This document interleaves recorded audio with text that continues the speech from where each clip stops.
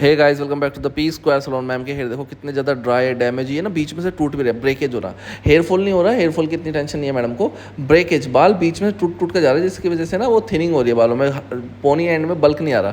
तो हम मैडम पे करेंगे ब्रेकेज फ्री, और ये ड्राई और डैमेज एक्सेस है ना, कलर से डैमेज हो गया, ब्लीच से, तो इसको ठीक करेंगे हेयर को। और रिजल्ट कैसा आएगा वो आप तो देख ही लोगे, एंड में वॉश करने के बाद का रिजल्ट होगा, वो प्रेसिंग रिजल्ट नहीं होगा, टेंशन मत लो, जैसे नॉर्मली सब करवाते हैं वैसा नहीं होगा। ओके गाइस, तो हम स्टार्ट करते हैं। हम वॉश करके ले आए, तो हम ये इसमें ट्रीटमेंट लगाएंगे जिसके इनसे बाल डैमेज फ्री होंगे, फ्रिज फ्री होंगे और ब्रेकेज भी नहीं होगा। ये केमिकल फ्री है, बिल्कुल भी केमिकल नहीं है, इसलिए इसको हम हाथ से लगा सकते हैं।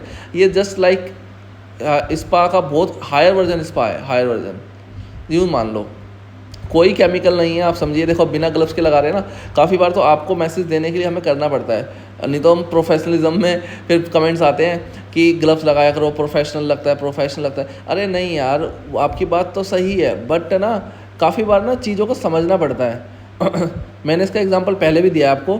कभी ना आप स्मूथनिंग के बाद जब न्यूट्रलाइजर लगाओ आप, तो उसके अंदर एक चीज़ करके देखना, क्या कि न्यूट्रलाइज़र ना बिना ग्लव्स के लगाना आप, तो आपको दिखेगा कि बाल के अंदर न्यूट्रलाइज़र लगाते ही ना एक हीट बनती है, वो हीट आपको फील हो। ग्लव्स में भी हल्की फुल्की फील होती है, लेकिन जब वो नेचुरल स्किन पे जब फील होती है तो आपको पता चलता है कि बाल जल ना जाए, स्प्रिंग ना हो जाए, चढ़ ना जाए ऊपर, जो होता है स्प्रिंग ना बन जाए, ओवर प्रोसेस ना हो जाए, तो इस टाइप का फील आता है जब आप करते हो तो, राइट। तो अब ये बात रही, अब हमने मैम को एक ही सिटिंग के अंदर फ्री करते हैं क्लाइंट को, और आपको समझ आएगा कितना फाइन तरीके से हमने इसको कर लिया है, राइट। ये देखो स्टेप से बिना केमिकल का है, बहुत फाइन सेक्शन से करना है, पेनिट्रेशन का टाइम देना है, क्योंकि केमिकल कम है तो अपने आप तो जाएगा नहीं, बहुत कम पेनिट्रेशन होता है तो आइनिंग करके देंगे। लेकिन आप समझिएगा इस चीज़ को कि कितने लेवल तक का केमिकल फ्री है, देख लो कि हम इसको बिना ग्लव्स के कर सकते हैं, राइट।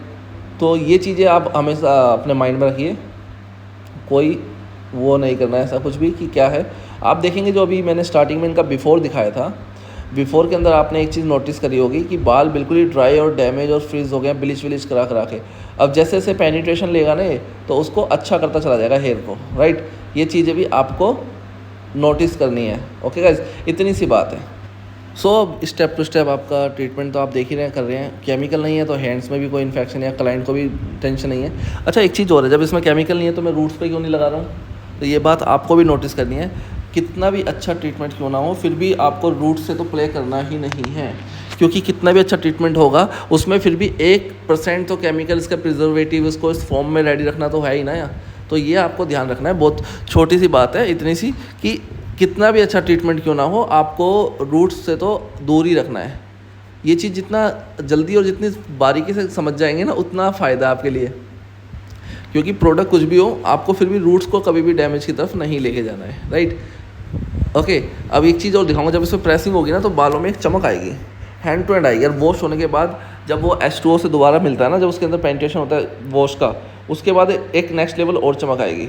अब इसके अंदर है क्या, जो फ्रीजी सूखे सूखे बाल है वो गीले गीले से हेल्दी हो जाएगा, राइट। इतना ही करना था, इतना ही है। ऐसे बात करते करते हमारा ऑलमोस्ट ट्रीटमेंट लग ही गया है, लास्ट सेक्शन आ गया है, राइट। इसके होने के बाद हम क्या करेंगे, इसको एक टाइम पीरियड है इसका जिसका छोड़ देंगे कुछ देर के लिए, 60 मिनट तक आप छोड़ सकते हो उसको। 60 मिनट के बाद इसके अंदर ड्रायर वगैरह हम करेंगे। ये देखो पूरे में बालों में लग गया। अब ये देखना एक चीज़ और, इनके इतने ज़्यादा ब्लोंड थे ना हेयर, नोटिस किया था ना आपने, अब बिना कलर के इतने ज़्यादा ब्लोंड नहीं रहेंगे, हल्के से सेटल्ड हो जाएंगे।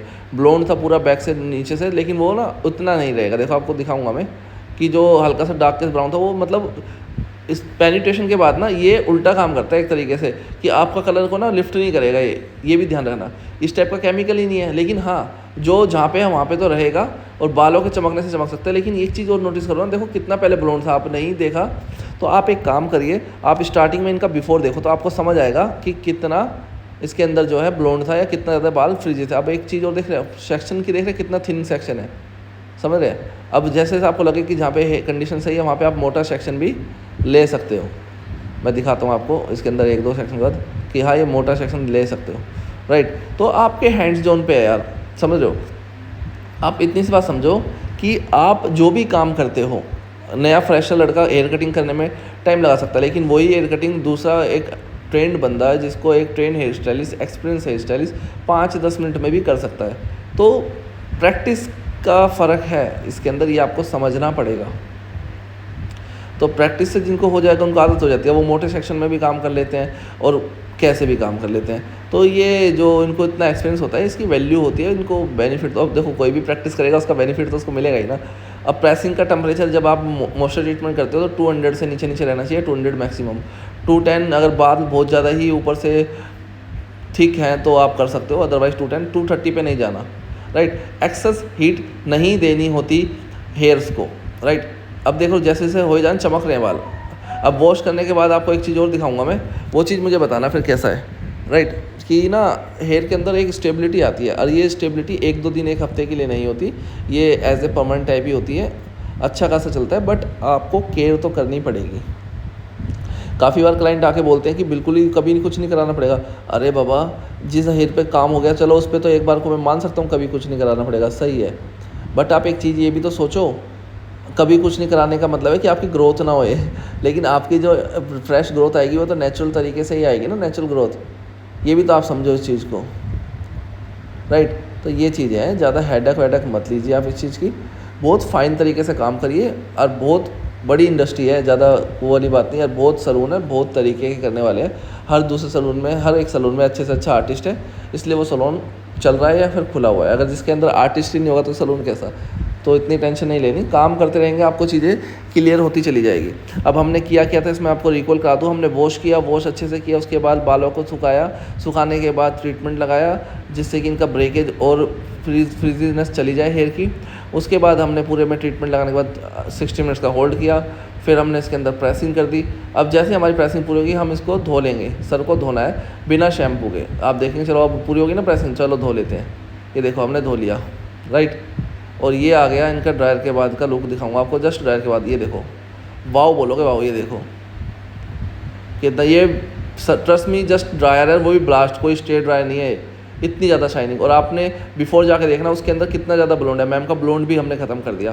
ख़त्म इन द सेंस के बालों की क्वालिटी बढ़ी ना, तो नीचे वाला ब्लोंड हल्का फुल्का जो एक्सेस में था वो था, नहीं तो सारा ना वहीं की वहीं रहेगा। क्वालिटी इंक्रीज़ हो गई है, सिंपल लैंग्वेज में बोले तो इसके अंदर कलर लिफ्ट नहीं होता गाइस। तो कैसा लगा आपको मुझे ज़रूर बताना कमेंट करके। Thank you.